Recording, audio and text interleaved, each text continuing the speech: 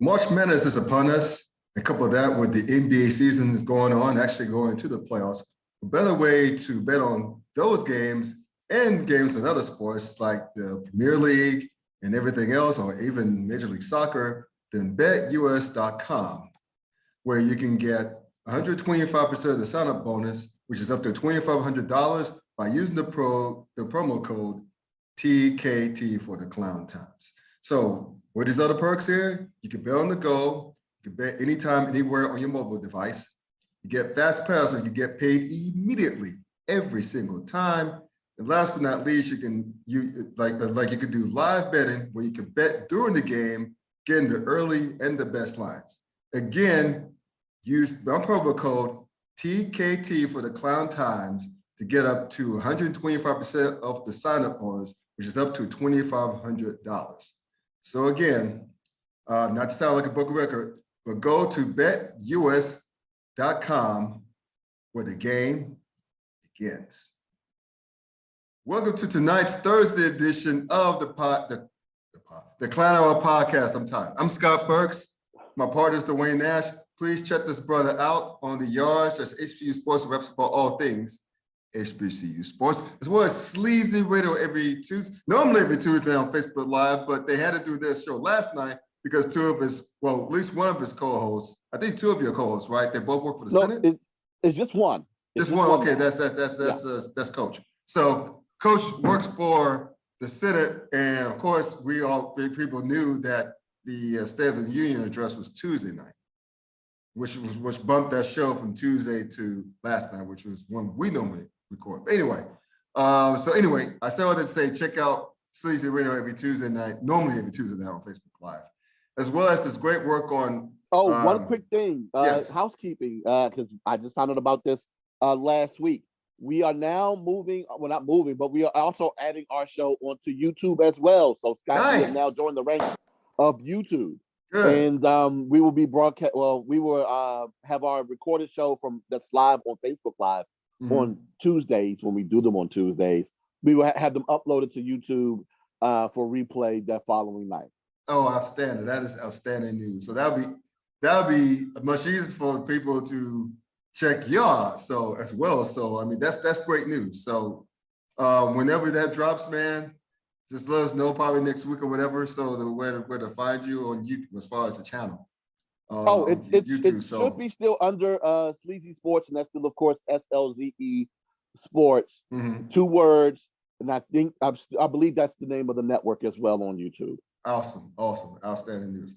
And speaking of outstanding, check out his outstanding work on herosports.com, where it's about all things FCS as they pertain to HBCUs. As for me here, check my website out, The Clown Times. That's my sports blog, the www.theclowntimes.net. And I put a rant out today, something I hadn't done in a month. I put a rant out today pertaining to one of tonight's subjects. So I will hit y'all to it once that subject is broached. But anyway, check that out as well, and check me on Facebook. So whether you're on your smartphone, desktop, laptop, wherever you are, wherever it may be, just go to the search bar on Facebook, type in The Clown Times, spelled like this, and you're able to find me there as well. And 2 more things. Please like, comment, share, and subscribe to not only this video, but subscribe to the channel. That'll help the channel grow, obviously, right? But also it will help this video pop up as far as the bots. So anyway, just please continue to do that. Please continue to feel free to comment. I'm pretty sure we're gonna get a lot of comments tonight on tonight's podcast. But anyway, please continue to do all that. And one more thing, speaking of this, please get the merch. Get the merch. Cafepress.com. You also, in addition to hats, you have sweatshirts, you have t-shirts, and computer stuff like decals. I think I have mouse pads on there. So hey, I'm hustling. So anyway, go to cafepress.com, search for The Clown Times Sports. The link to that site, as well as Dwayne's links to his sites, will be in the description in this video when it gets uploaded to YouTube tomorrow, so you can find that there as well. So this is all, I think the second week in a row, we're going to have an all HBCU sports podcast because of the stuff that's going on from the past week. from like possibility of SWAC expansion to whether the SWAC can get to the FBS level. There was a talk about that this week. And what we're going to start off on is the ones that have been dominated the HBCU sports and this general sports cycle for a while, and that's the Art Briles situation. So yes, that's the same Art Briles who once took Baylor to the almost to the promised land, put them, catapulted its program to the stratosphere, helped produce Robert Griffith III, or what Dwayne would call him, Brittle Bob. Brittle Bob 3 Sticks, my main man. Speaking of, did you hear the news about his book, since we have discussed? Oh man, I don't. What a joke. I'm not going to waste my time with that dude. I mean, if he talked all that shit, if he talked all that shit, just put the book out. Exactly, right? Now he's deciding that he's not going to put the book out after all that pomp and circumstance. You know, a lot of people believe that he did that just to see what type of interest he would be able to generate. And if it wasn't enough, that he wasn't going to put the book out. And apparently it wasn't. As a matter of fact, there was a lot of backlash and a lot of comments, especially from sports writers and sports reporters here in the area that wanted to talk to him about said book. He never stepped up. And, you know, because of it, it just kept going downhill from there. So I guess he decided to pull it. Yes, it's a waste of my time. It really is. But anyway, I mean, it is what it is. But anyway, Brittle Bob wants fun with the ball again.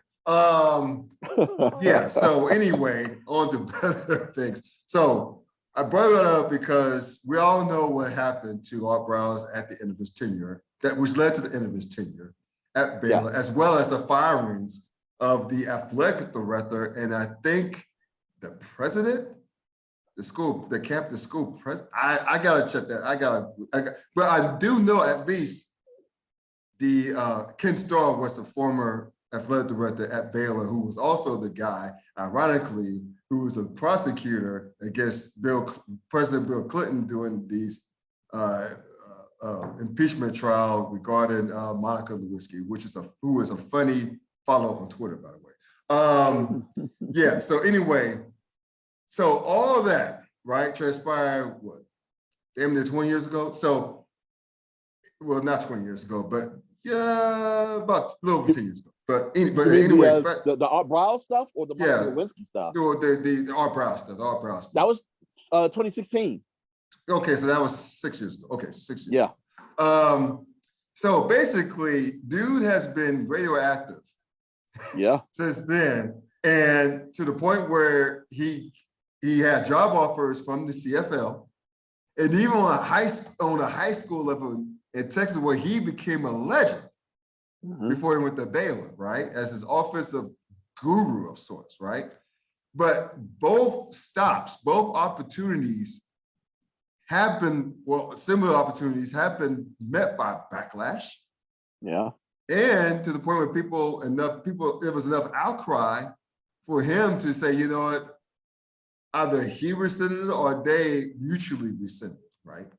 The school or the team, was case the CFL or whatever. So fast forward to what went down shortly after Hugh Jackson got hired at Grambling State University, where it was rumored, then it became reality that he hired Art Briles with his office. So remember how excited we were, because I'm thinking, well, damn, you got with the combination of Hugh Jackson and Art Briles and a lot of the scrutiny they were getting, you know they're going to run the score on everybody, right? So. Oh, yes. Dude, I was waiting for week 3 of the season, which is, of course, is against who? Jackson State University. Even though it's a non-conference game, just the concept or even the thought of an Art Briles led offense. I don't even know who's on that offense as of right now and how talented they could potentially even be in an Art Briles offense. But if he can somehow get it together in 2 weeks, quick enough to face that daunted defense that a lot of people assume that Jackson State will have with all of the recruits that they currently have received, man, I was straight Birdman, and I was ready. I wanted to see how that was going to go down, but now we're not going to get it. But you say out of conference, is that counted as an out of conference game because they're both SWAC opponents? Yeah, it was going to count as a non-conference game. Okay, yeah, gotcha. Okay, so similar to in the ACC last year when Wake and Carolina played. It was counted as an out of conference game, even though they're both ACC. Okay, got it. Okay, yeah, got it. Yeah. So all that to say that it was the backlash. Same backlash came from alums, from people in the media. I remember Andrea Adelson, who writes for ESPN.com. She normally writes a lot about the ACC. So she's an ACC person, but she felt compelled to express a disappointment in Grambling hiring Art Briles. Yeah. So, which is an interesting read in and of itself. But as with the other stops, Art Briles, I guess the heat was so high that he decided to step away, not to become a distraction. And I don't know if you caught the interview he had with some young lady in the media, asked him about the past. And he was, I guess he was a little bit gracious, but he never really fully apologized. I don't remember him fully taking sole responsibility, I should say. But nevertheless, that one other person who matters, at least to me and you, and old school NFL fans, that was one Doug Williams. Yeah. Went off. He said he never met the man, but for what he knew about him, he was very disappointed. And we all know that Doug Williams and Grambling have a very complicated history, but to say the least. But he made his expressions felt about his Art Briles' past and how Grambling would be brought under the microscope because of said past. And Art Briles is no longer there. So yeah, so basically, are you disappointed that Art Briles is no longer there? Is the backlash still justified because of what happened to those young women 6 years ago, that all that went on under his watch? Since the buck stops with the head coach, right? That's where it seems to be. We have all those young men, his players, sexually assaulting a lot of those women, that many women doing it under his watch. So are you upset that Grambling brought this upon itself with the hire, and then the resignation shortly thereafter? Or what's your whole take on this whole deal? For selfish reasons, like I just said earlier, yes, I would have wanted to see exactly how this was going to play out. Right. Primarily having an HBCU to have a coach of his caliber on their staff, and also a guy who also served as an offensive assistant with the Cleveland Browns under Hugh Jackson, while he was with the Browns. It would have been interesting to see how they would have been capable of developing an offense there at Grambling. With all that said, I understand the backlash. I completely get it, especially in a situation like you just said. He just seems to be still completely unapologetic, fully based upon, well, not based upon, but he seems to be unapologetic on the actions that happened while he was there in Waco. And that's still problematic to me. Now, I get that, he one of the things that he talked about, of course, and he and Coach Jackson, which was his ability to want to be able to coach up young men. And unfortunately, he had a situation there at Baylor that transpired into, 51 counts, which is dastardly, to say the least. But my thing is, I like I said before, I have an issue with him not being 100% apologetic, but at the same time, I still have an issue with the unforgiveness that's going on with Art Briles, even though I understand why it's so difficult to do so.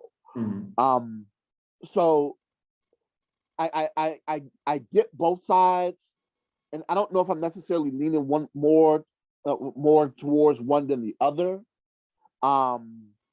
But I just have a strange feeling that had he been going into Daytona Beach to face Bethune-Cookman, which would have been a conference game which will be a conference game in week 4, right, undefeated, or at least with 2 wins under their belt.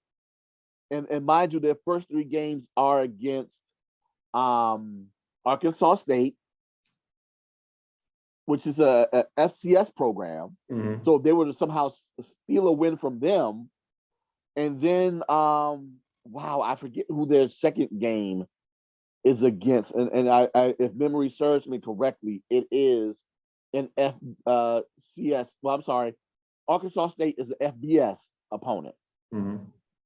And I forget who the FCS opponent they would have faced in week 2. So if they would have somehow gotten with, it's Northwestern State. That's exactly who it is. Now I know I should remember who Northwestern State is based upon past conflicts on the show. Man, but if they were to have at least gotten one of those wins and then defeated Jackson State on their way to Daytona Beach, right. I strongly believe at least the Grambling fan base would have kind of swept the distraction under the table from their perspective. But I mean, there's no way in the world you would have been able to control the words coming from the SWAC fan base, especially of opposing teams, and from the media. But if they're winning, it kind of calms that down a little bit, if not a lot, especially like I said before, if they were capable of beating Jackson State. But again, we'll never know. Mm-hmm. And you know, it's disappointing all around in my eyes that we had to get to this point. Mm-hmm. Yeah, I would have liked to see that offense. I'm not going to lie. I would love to see that offense under Hugh Jackson and Art Briles. Because I was thinking about the recruits that they were able to pull in with Art Briles' Texas connections. Because I'm sure he still has them. Yeah. Right? I'm sure he still has them. I'm sure some of those high school coaches in Texas are still revere him as like a god. You know what I'm saying? Mm-hmm. So even with the unfortunate stuff that took place in his watch at bail. But yeah, I think, I mean, I understand it. I understand the backlash. Okay, I understand. I don't have daughters. You don't have daughters. No. So I have like a niece who's like, who would be 9 years old in August, who I consider like a daughter, but still, I mean, I don't know, you know, so I'm just going at it from strictly a non-daughter, a person who has a son. So I'm going in blind like that, but I will say it's all around disappointment. I think I would have loved to see that offense underneath those 2 coaches. I would have loved to see the recruits that offense would have attracted, because the damn sure would have attracted some recruits. And, you know, I hate to see it played out the way it did at Grambling, because now it seems like he would go again with HBCU, right? Even though it's not necessarily HBCU's fault, they didn't have sexual assaults underneath a certain coach's watch that took place, right? They didn't have anything happen. They're just trying to do the job. And, you know, people still aren't feeling Art Briles. And he looked like he aged a lot. He's in the 60s, I think. So, I mean, I don't know if for the outcry, the outrage should be so great at Grambling at this point in time, to the point where he had to just let Hugh Jackson them know that he didn't want to be a distraction anymore and just pulled out.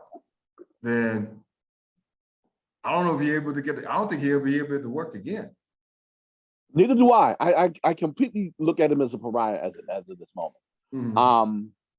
Now I do have to, you know, set the record straight a little bit. Now let's not get it misunderstood that, you know, rape happens to both men and women.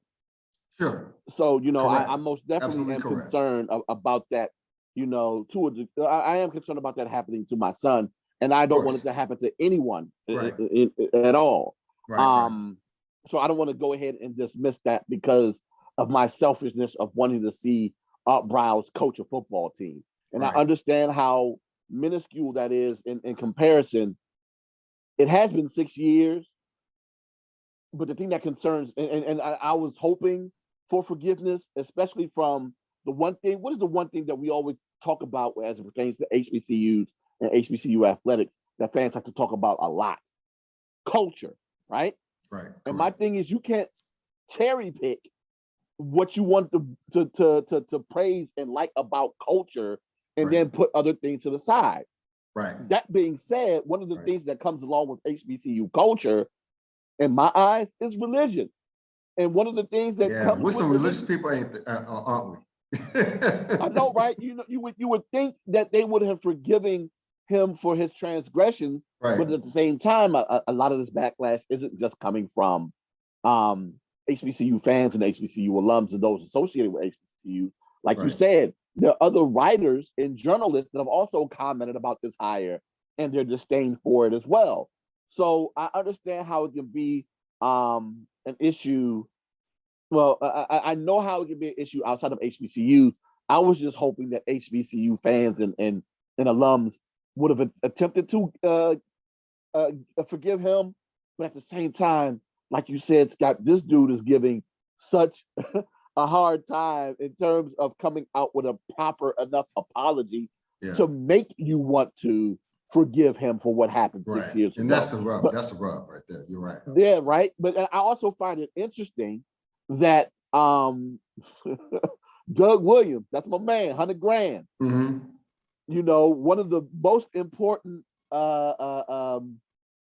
Black athletes within my lifetime, and one of the most important Black achievements within my lifetime as well. Yes, being the first Black quarterback to win a Super Bowl was accomplished by, of course, Mr. Sanders. But not Sanders. I'm sorry, I'm so used to saying Deion Sanders, Lord Jesus.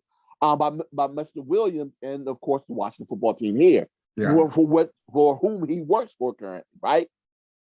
Which makes it that much more interesting because of all of the transgressions that the Washington football team has also had to deal with based upon the things that they have done. That's called irony, yes. You know how ironic that is? Yes, you know, with all of the women that they've harassed both on staff and as cheerleaders within their organization. Not to say that Doug was being complicit, but he never spoke out. I've never heard him say anything in terms of his displeasure with the things that have come out about the organization, and he's still employed there. Even though I will say this, he seems to be more of a figurehead than an actual employee with the Washington organization, because he doesn't make any decisions. Right. If anything, he just makes decisions with the alums, and he's more so. He was once a scout with Tampa. He was once in the scouting department at Tampa, if I recall. Oh, he was also the VP of player personnel here in DC. Okay. So he was involved in some of the decision making, not all of it, but he was involved in some of the decision making as it pertains to the players that made it to the team. And I would love to say that a lot of the HBCU athletes that played with Washington were because of his suggestion. Now, oddly enough, now that he no longer has that place here in the organization with the Commanders, they only have one player from the HBCU, which is Danny Johnson, which of course, in my eyes, is still a suggestion from Doug Williams. So yeah, you had that one lone carryover where at one point in time they actually led the league in terms of how many HBCU alums they had on their roster. But again, to my point, you got all of this conjunction, or you have all of these comments about Art Briles, but yet you can't come out against your own organization. Come on, man. You gotta do better than that. You do, in my eyes. But to your point, you talked about how having Art Briles on your roster brings up the microscope so that people start investigating your program. That man was only there 4 days, and the microscope Isn't was that pulled crazy? out. Yes, and the microscope was pulled out, and the things they found. You got to remember, on Monday before Briles resigned, a statement was released by Hugh Jackson on the letterhead of his Hugh Jackson Foundation, backing said Art Briles, right?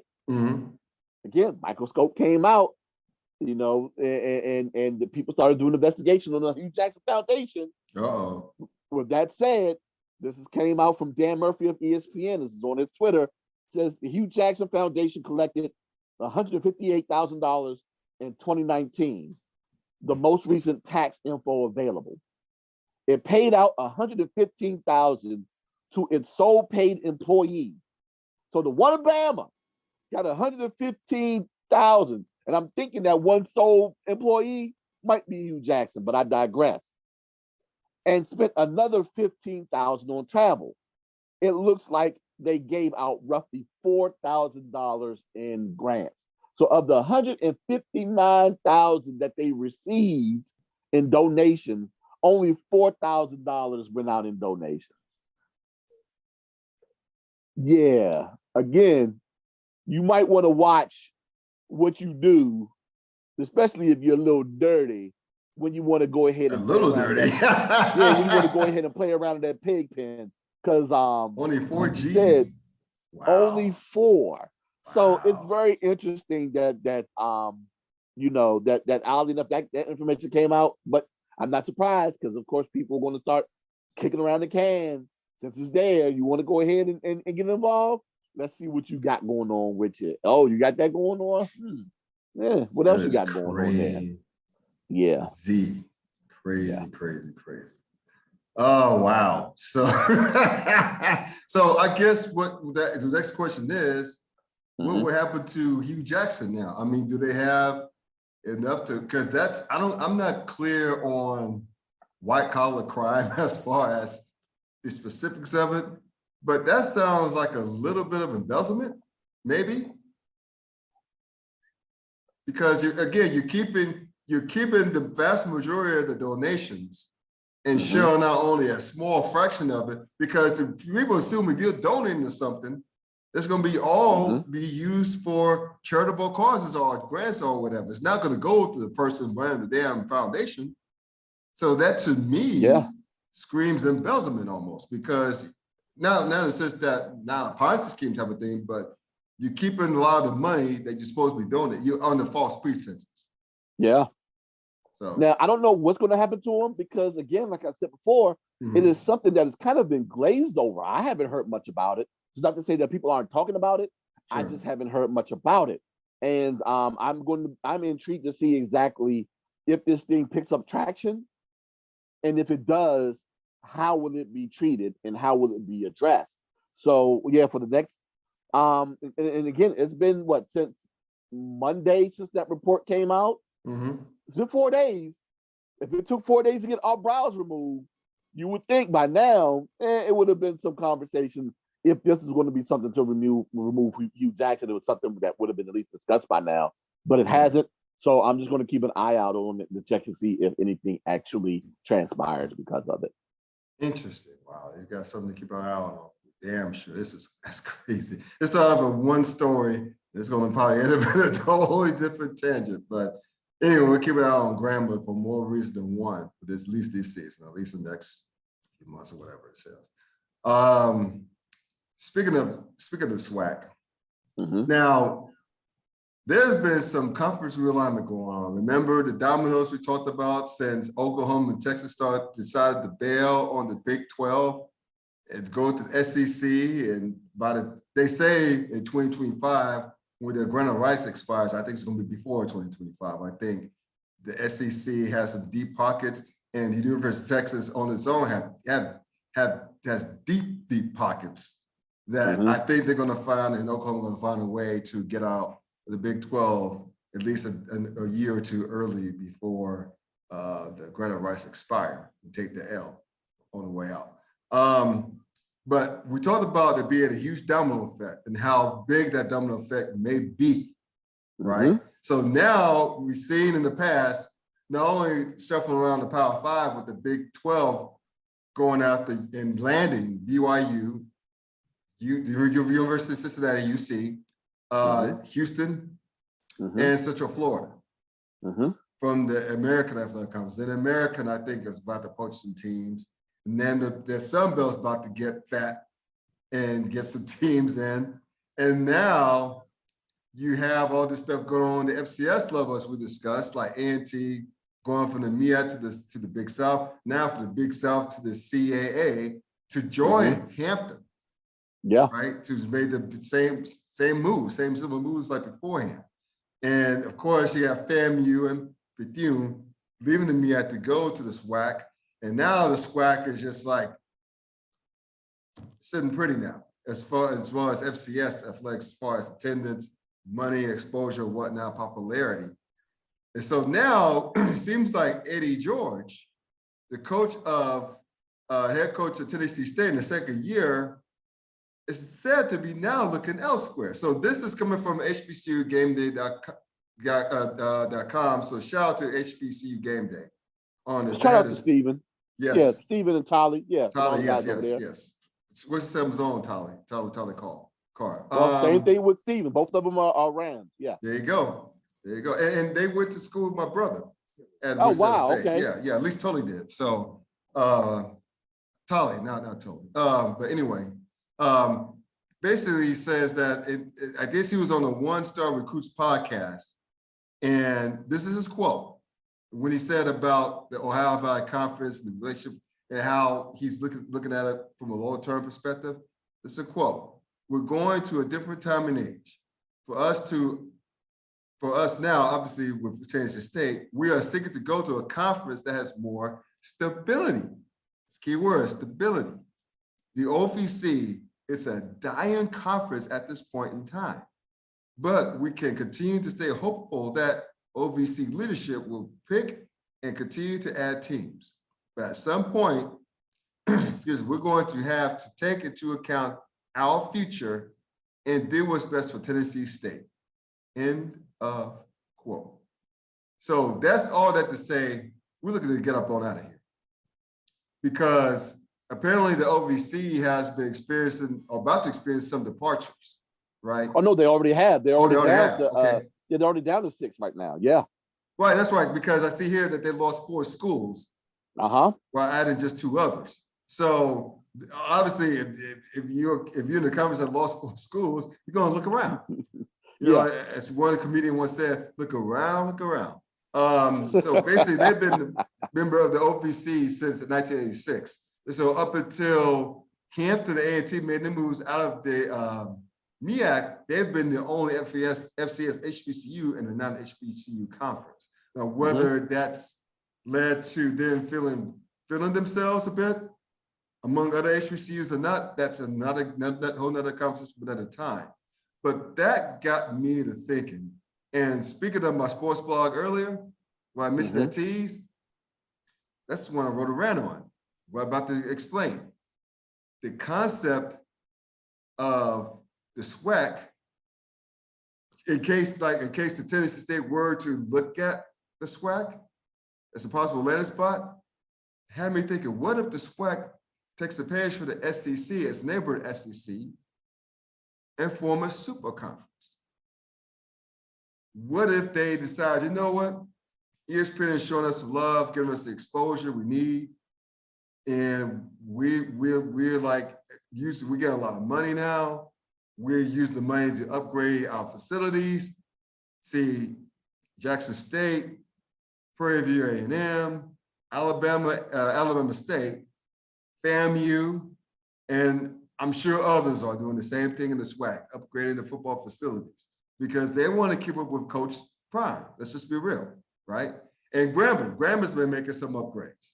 So, yeah. So, like, we're still on a potential gold mine that's probably bigger than what we realize, potentially what this could take us. Why not just expand just a little bit more and just rule on the FCS level? Because again, in the FCS, the SWAC leads in attendance, and it's not even close. And that was before Coach Prime arrived. Now, since Coach Prime, it's really skyrocketed ahead of everybody else. Even the mighty, I think it's the Missouri Valley Conference where North Dakota State and them are. Yeah, the Missouri Valley Conference, where they play great football.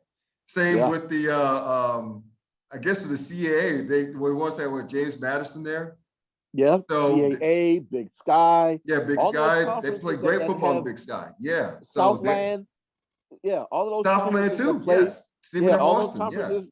Oh yeah, all those conferences that play great football. Yeah. The SWAC has seemed to dwarf them in attendance, and it's not even funny.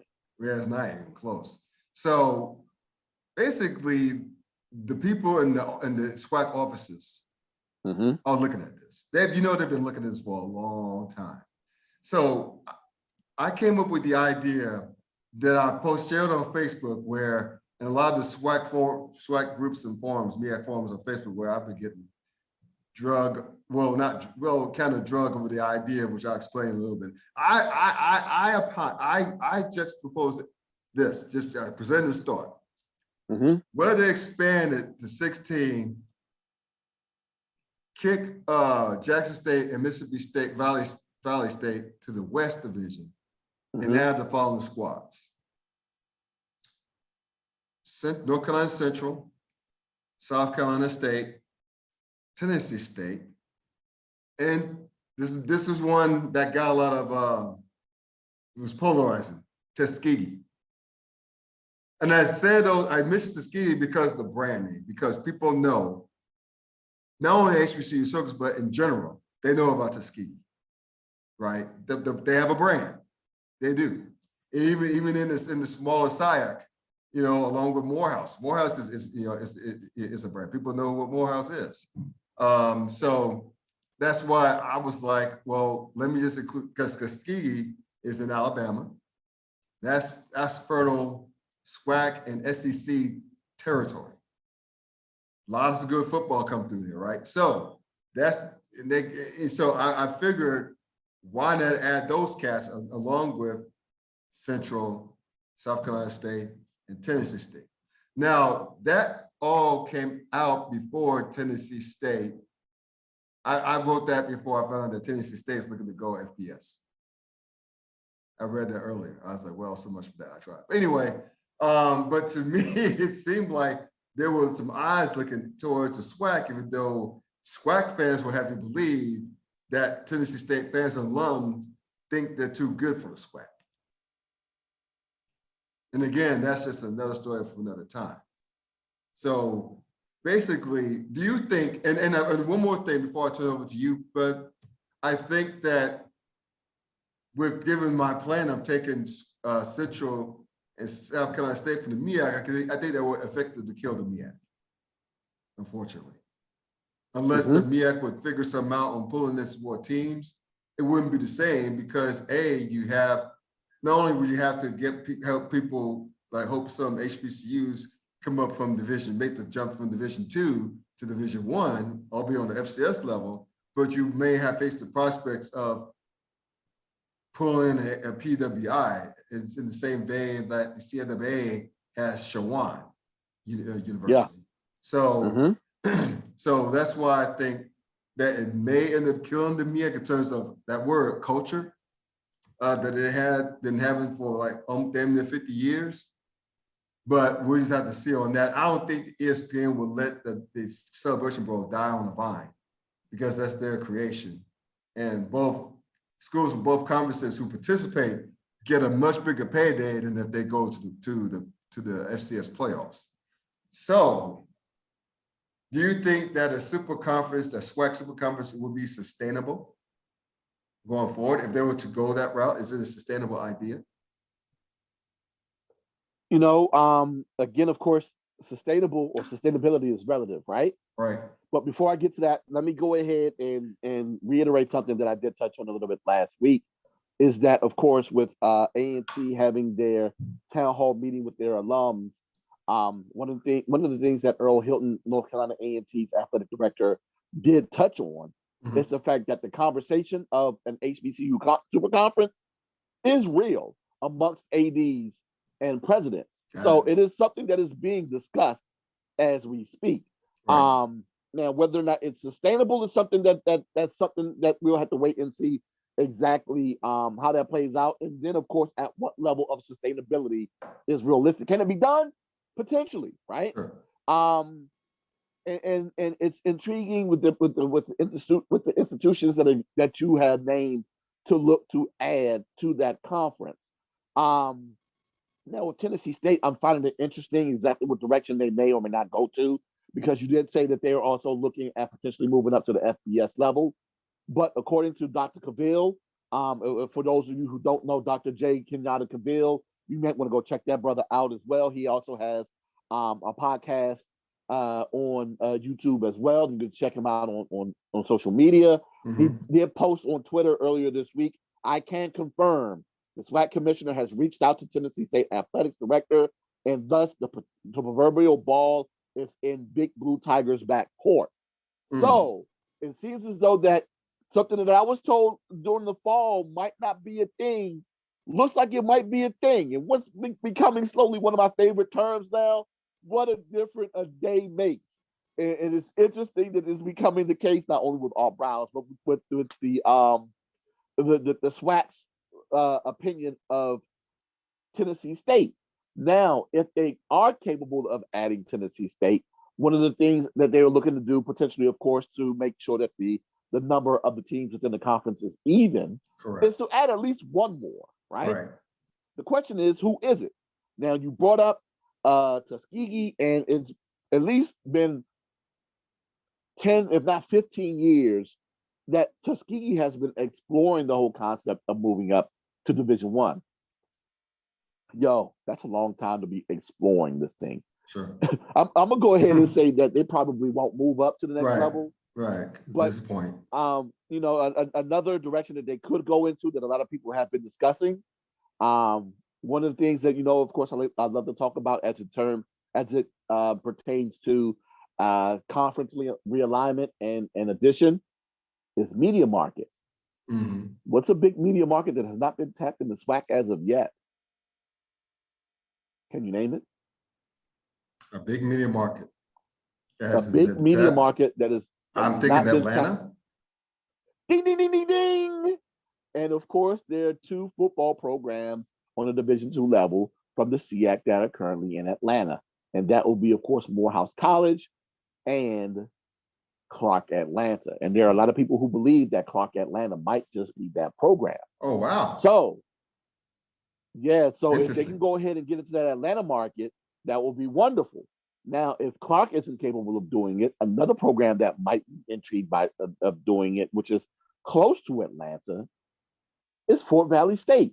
Now you got a football program that just added a well-known assistant from North Carolina A&T, as well as one of their assistant athletic directors down there at Fort Valley State. So it's going to be very intriguing to see if they might be a potential target for the SWAC right now. So at this point, you know, you're looking at trying to figure out exactly who's going to be that team to even that conference out, and it might be either one of those two teams. But you know, you start talking about the potential addition of, you know, schools from the MEAC. That will be intriguing too. But one of the things that we discussed last week, that again, a lot of people aren't touching on, is that thing of revenue sharing. And I'm thinking that that's one of the things that that needs to be considered, as not only as it pertains to this super conference becoming a thing, and also the sustainability of said conference. Now, of course, in order for that to happen, they're going to have to prove that this conference is competitive, because I truly believe that the stronger conferences in the NCAA are going to be the ones that get at least a larger piece of this revenue sharing as it moves on post August, once the NCAA makes the decision on how they're going to move on with this thing. We already know, of course, the Power 5 conferences are going to get a bigger chunk of it, because they like to cry and like to prove that they are the more worthy of it, because they're the ones drawing the most revenue. At that point, then it becomes a huge fight between the Group of 5 and FCS on who deserves how much of a pie from there too. And then it's going to be a situation even amongst the FCS conferences on who deserves a bigger part of the FCS pie. And the way that becomes a thing is, of course, your viability in terms of how much eyes that you can generate on you, which is something that the SWAC can continue to push on, because they seem to be rather attractive right now. But another thing they're going to need to do as well is win some games. And that's one of the things that, unfortunately, the SWAC and the MEAC has had difficulties in terms of winning games outside of their conference. Now, I know one of the bases of their argument is going to be, of course, as it pertains to FCS, is how many at-large bids can your conference receive? which is going to be extremely difficult, of course, for both the MEAC and the SWAC, being that their conference champion automatically goes to the Celebration Bowl. And then, of course, you know, you're talking about getting the second or third place team from those conferences to come in without their champion as an at-large into the playoffs. Even though Florida A&M was capable of doing it this year, I'm going to be intrigued to see if another program is going to be capable of doing it in the future. But in order for you to sustain that argument, you're going to have quality out-of-conference wins in order for you to be seen as a viable and respectable conference. Yeah. So those are things that I truly believe that they're going to need to address in order for this to become a fully sustainable football conference. Right. Now, the argument could be said that, you know, even with the Celebration Bowl, we still draw more eyes on us with our regular season play and our Celebration Bowl championship game than the rest of the FCS, especially as it pertains to in-person attendance. And we probably the argument could be said that we probably draw more TV eyes too. I don't know. I haven't seen the numbers. A smarter person who has seen those numbers could most definitely argue either side of that argument better than I can at this moment. But I know one thing that they can't argue is that the fact that the SWAC as a conference, especially with 3 teams in the top 10, is a problem in terms, not a problem in a bad way, but a problem in a good way in terms of the amount of eyes or the amount of butts they put in seats within the stadium. So that's something that they can go ahead and argue and say that, hey, with that, we deserve a nice chunk of that pie. Mm-hmm. So what needs to be done to make sure that that happens? Yeah, you know what? It's funny you just mentioned that out of conference. That's what a lot of fat cats on Facebook and those SWAC groups that I'm part of, both of them, that's exactly what a lot of them said. Uh-huh. We need to get together. The common thing was we need to be better out of conference. Yeah. We need to be much better out of conference first. Oh, most definitely. And I've had those conversations with some of those guys. It may not be those guys directly, but indirectly in terms of guys that share that theory. Mm-hmm. And a lot of those guys want to see it because they want more respect from FCS, from these FCS fans. Mm-hmm. Damn that respect. I want the check. Right. So if beating these out of conference teams means getting a bigger check, then so be it. So yes, I'm gonna need you to go ahead and do that. But the thing is, of course, when you're not necessarily concerned about playoffs, all you're concerned about is going to Celebration Bowl. And I'm not anti that because if that's your breadwinner, go after that bread. Right. So you're focused on that model of going to Celebration Bowl, then do what you need to do to make it there. But you're going to have to do something soon because, again, like I said before, there's a high chance that your OOC and then your at-large bids, not just for college football, but for college basketball as well, will come into play as it pertains to your revenue sharing. And these are all things that you need to think about when moving forward as it pertains to the business of collegiate athletics. Well, you know what? Basketball's all well and good, which would be nice, but the moneymaker is football. Yeah. And it's not going to change anytime soon. Because remember, back in the day in the 80s, the moneymaker was basketball. Yeah. And up to that point. And then with the whole rulings, like Notre Dame getting out of the CFA, having its own negotiated deals, which later became NBC. And now with the conference realignments in the mid 90s and the early 2000s, the SEC and the ACC. That started that trend of football, running like wagging the dog, so to speak. So so basically, as long I figured this and dig this, I thought about this when you mentioned FCS playoffs and whatnot and Celebration Bowl. Keep the Celebration Bowl, obviously, but again, uses our conference wins to be an at-large. So dig this. Then. Imagine a SWAC team making the run in the FCS playoffs while winning also if they ever decide to beat the MEAC in the Celebration Bowl and winning the Celebration Bowl. So in essence, you have a Black college champion and an NCAA champion in the same. That would be, you imagine a petty shade from both of those fan bases within the SWAC if you have the champion of the Celebration Bowl and another champion of of the FCS and say which one's better. You know the shade. Even just I just want to see the shade for the shade. Because we know the SWAC has some petty ass fans. So my God. I mean, God forbid that Celebration Bowl champion be the team. And of course, we're all hypothesizing here. We're lamenting some things because, of course, it's going to take a lot for these teams within the MEAC and the SWAC to become national champions. And I'm just doing that because I'm being real. I'm not trying to be petty in this instance. No. You know, we have an upward climb, hence the out of conference winning. That comes of course over time. But go ahead. Yeah. So it most definitely become a conversation if that SWAC champion has beaten that national champion, and then you had the whole conversation of we're the national champs, but we beat you and all of that conversation. So that most definitely will be a very petty one amongst the fan bases within that conference. All right, cool. And so now we're close. Speaking of SWACs and FCS levels and whatnot, we'll close this college football seminar on this. Someone in those same groups as that were commenting, funny things come up in the comment section, right? So someone said, in addition, this to my super conference idea, what is the viability of the SWAC having FBS aspirations, becoming one of the group of 5, maybe in the FBS? What like not only just the super conference thing, but how is the viability of going FBS altogether?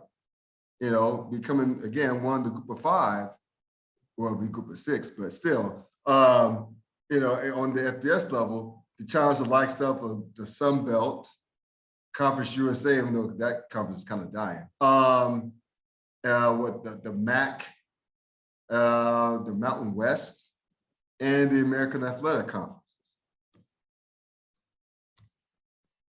I don't know. I don't know how much money those schools have in their coffers. I don't know if, say, a Bethune-Cookman would be able to make that jump. I'm not sure.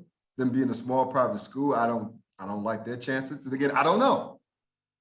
But I'm just thinking out loud. FAMU may be able to do it.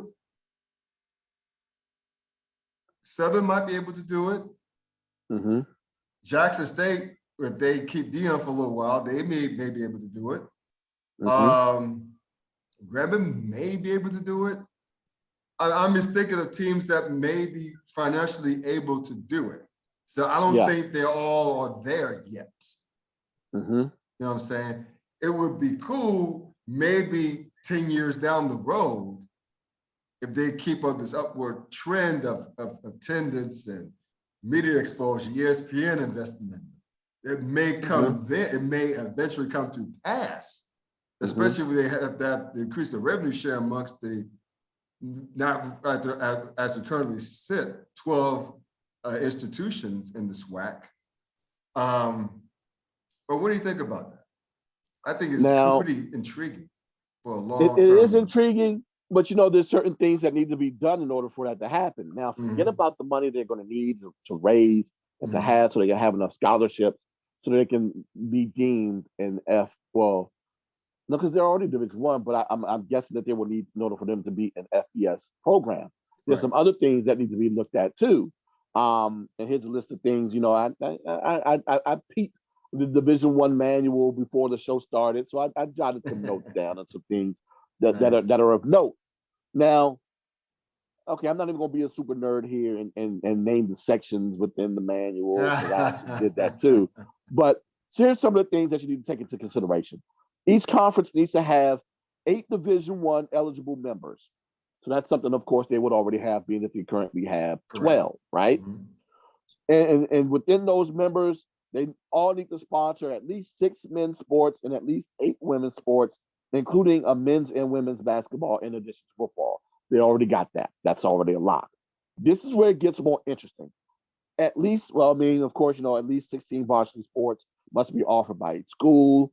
Of these 16, 2 men's mixed and 2 women's offerings must be a team sport, blah, blah, blah. No fewer than 6 men, no fewer than 8 women. I already said that. Becoming an FCS institution, go ahead. Yeah, becoming an FCS institution may before an FCS institution, I'm sorry, maybe apply for reclassification to FBS. The institution must receive a bona fide invitation for membership from an FBS conference or a conference that previously met the definition of an FBS conference. So that's something that you have to look at as well. What conference is going to be willing to invite the SWAC up to FBS? That goes back to revenue sharing. Yo, if I already got a pie to share with 8 Bammers and I already got 8 slices, and here comes this dude that we've just disrespected a lot of times because, you know what I'm saying? He's our Southern cousin. You know, we don't necessarily like that dude too much, but he gets attention because he likes to show off. You want a piece of this pie too? So you're telling me I got to go ahead and make this 8 pieces go for 9 people? I don't know if I'm going to be down for that. But because of certain things that have happened within the NCAA as of recent years, there's a possibility that the SWAC may either be capable of getting a waiver or take the NCAA to court so that they could move up to the FBS level. Now, I don't know if necessarily the SWAC has enough money to deal with the legal fees in order to do that, but it's happened before where someone has done that and gotten a waiver, primarily Liberty recently, who did it when they moved up, you know, and they didn't get that invitation. So, you know, they went ahead, they were capable of doing so. So we at least have precedent in recent years where that is capable, right? Now, it says here that the biggest potential obstacle is the attendance situation, right? Now, we talked about, you know, as a conference, as a whole, they average the most in terms of attendance of head-to-head conference against conference. Sure. Now, the rule is currently FCS teams do not have an attendance requirement, but FBS schools do. And they're going to need at least to average 15,000 a year for 2 years in order for them to qualify as an FBS program. That's where part of the issue comes in. Because, of course, you know, you talk about the attendance. As of right now, there are only 3 HBCUs that currently average over 15,000 as of this past season. One, of course, being Jackson State, that's currently averaging over 42,000 per game this past season. And then, of course, with Southern, that's averaging close to 19,000, and Florida A&M, which averaged about 17,000. So that's only 3 of your 12 teams. You're going to need everybody else to step it up. The only other team that's close to 15,000 that didn't even make it is Alabama State, where they came in at 10.8. So, yeah, you're going to have an issue. Well, you're having an issue where not only are you going to need for your schools to average 15,000 a year for 2 years, you're going to have to make sure that your stadiums fit 15,000. So that's another minimum requirement that you're going to need. And as of right now, Bethune-Cookman, Mississippi Valley State, potential invitees, Clark Atlanta and Albany State all have stadiums that seat under 12,000, with Bethune and Mississippi State currently at 10, Clark Atlanta at 6, and Albany State currently at 11. So, of course, what's going to need to be done? Renovation. Now, we've already talked about the money that's going to be needed to renovate facilities to attract talent. Yes. You're also going to need it if you're going to look to move up to the FBS level. And you got cases in point with Coastal Carolina, who recently left the FCS to move up to FBS. Right. Their stadium at one point in time, actually back in 2016, it was capable of seating a little bit over 9,000. They spent $32 million to expand their stadium, and Liberty, whose stadium seated 12,000 back in 2010, it took them $22 million to expand their stadium to go over to 19,000. So you're going to need at least 20 mil to redo your stadium. And I'm talking to you, Mississippi Valley State, Bethune-Cookman, Clark Atlanta, and Fort Valley State. And we're already talking about Bethune-Cookman, who's in recent years had a lot of financial issues. Possibility the same could be said about Mississippi Valley State too. And then you're talking about two programs that are currently D2 programs. Well, they have enough money to generate so they can go ahead and move up, or can they be given enough money so they can do those renovations? So those are things that you need to take in. Those are major things in my eyes that need to be taken into consideration before they can even think about moving up to the FBS level. I'm not saying it's impossible. I'm just saying that these are things that you're going to need to do in order to make that possible. Interesting. So it remains to be seen. But the moral of the story is, and we talked about this in podcasts past podcasts. SWAC is still on top of a gold mine, potential gold mine. Now, as much as they want to grow it or nurture it, remains to be seen. And it comes to being smart choices, being smart fiscally, and thinking long term. It's going to be a lot of moving parts, but at least to the point that to have this conversation about SWAC, possibly making big moves down the line, it's exciting as hell. It can be, right? Now, you say they're sitting on a gold mine.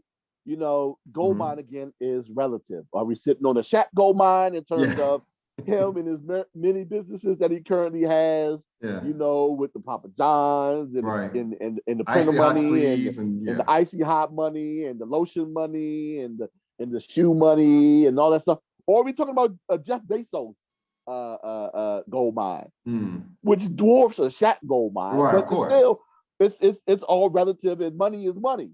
And there's no such thing as enough money. But you know, the thing is, if they're capable of getting into those big media markets like Nashville and the Atlanta area, it most definitely benefit them, as well as Houston and a potential New Orleans area, to have all of those regions within their belt so they can go ahead and use that as a negotiation chip as it pertains to whatever network that they decide to move to or do consistent business with, so they can continue to generate revenue through TV deals and advertising money and make money that way. That will most definitely be a huge benefit to them if that is the direction that they decide to move into, so they can go ahead and create a different way of sustaining themselves fiscally. So yeah, it's going to be interesting to see exactly how this thing plays out, and whether or not the SWAC brass is capable enough of making what they currently have become that much more beneficial for them financially. All right, good. So with that being said, are there any other, we cover football, so are there any other happenings to HBCU sports news that we need to know about? Or woo, boy, it's a busy time. Let me go ahead and shout out the folk over there at the CIAA for treating me as well as they did this past weekend. Shout out to the CIAA. Oh yeah, I got a chance to make my way up to Charm City, you know, to check out the CIAA basketball tournament. It was my first time checking it out. Unlike, well, I'm not even going to say that. I'm going to say this. You had an entire week of this tournament in Baltimore. There was a lot of fear, a lot of conversation about the things that could potentially happen within the city of Baltimore with its reputation, primarily because of The Wire. And I'm not going to sit here and say that crime does not happen in the city of Baltimore. Right. And I will say this: there was no crime that was involved as it pertains to the CIAA tournament during that entire week. Good. So that was wonderful that happened. And shout out to the city of Baltimore. They did a wonderful job of laying out the red carpet to the conference and to its visitors for this past weekend to make this thing go off as well as it did. And congratulations to both the Lincoln Lady Lions and to Fayetteville State for winning their respective men's and women's conference championships, as they're looking to move on to a Division II championship, hopefully within the next few weeks. With that being said, as of right now, the SEAC is currently dealing with their basketball tournament. The men will complete their quarterfinals tonight, and the semifinals start tomorrow. Okay. For those of you who have ESPN Plus, you can go ahead and catch the entire tournament on ESPN Plus, the semifinals and the finals on ESPN Plus tomorrow and Saturday.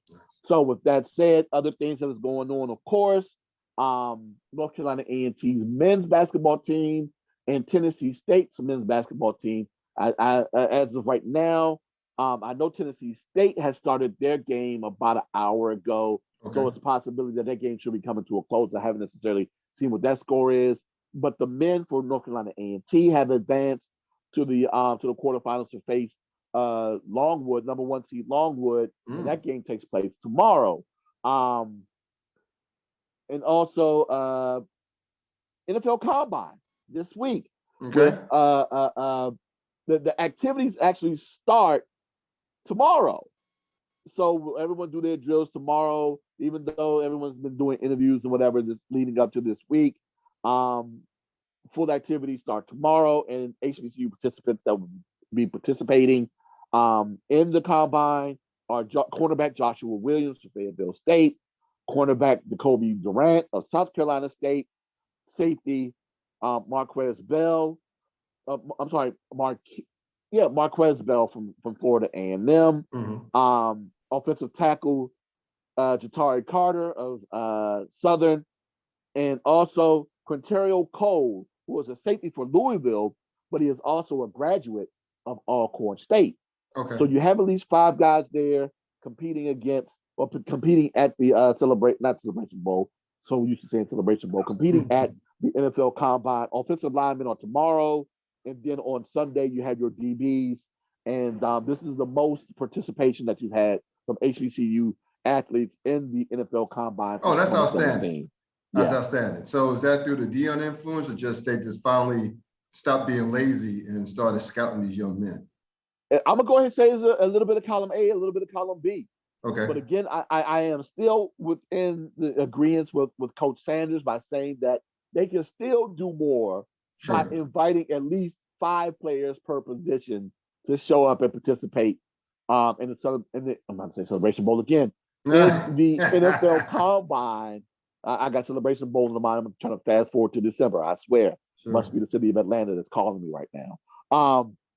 But yeah, they can do whatever. They can do what they can to get at least 5 more guys to participate in the NFL Combine per position, because there are going to be several guys who won't be participating there who are going to be ready to participate in their pro days. So what's the big deal to go ahead and just add a couple more guys per position to do that? It doesn't make any sense to me, but hopefully at some point somebody understands that and they go ahead and they start to open this thing up a little bit more. But as of right now, I'm gonna go ahead and celebrate the guys that have HBCU ties that are currently participating in the combine right now, and go ahead and keep an eye on them and see how they do. Outstanding stuff. So there you are, folks. All things HBCU sports, come here. And the other brothers and sisters doing the damn thing too. But anyway, hope y'all enjoyed today. There you go. Again, shout out to HBCU Game Day and many others out there doing it, and SWACing the fool, especially those guys are hilarious doing it. Oh man, all those guys out there. I don't even want to go through the line, because every time I do it, I always leave somebody out, and I know someone always gets mad at me when I do that. So I'll just go ahead and shout out everybody. Yeah, great. Just everybody doing the damn thing. Shout out to you. So anyway, that'll do it for the last podcast. Thank y'all for tuning in. Please check out Dwayne Nash on his great work there. You see on the background there, theyardhbcu.com, herosports.com as well. Street Sports every Tuesday on Facebook Live. Please watch for the YouTube move, like when it starts going both on Facebook Live and uploaded later to the new channel on YouTube. So we'll keep you abreast of that. This is my sports blog here, where I had that first read of mine in like over a month. But anyway, sue me, www.theclowntimes.net. Also, speaking of which, get the merch, cafepress.com, search for the Clown Time Sports. All the links that I mentioned in this podcast tonight, that what I'm involved in, what the Wayne's involved in, will be in the description once I upload this puppy tomorrow on YouTube. So please check it out there. And please continue to comment, like, share, because sharing is caring, and subscribe, because it helps us continue to do great work. It helps me. It helps Dwayne's great work be broadcasted there, and it'll help you all to get the good news as far as like HBCUs, not only HBCU sports, the NBA, NFL, college athletics, whatever, from a hilarious point of view, an informed point of view. So continue to check us out there. Thanks y'all for subscribing as well and keep staying rocking with us. So till next week, y'all be safe, stay cool, stay warm and all good stuff. Be safe. We out here.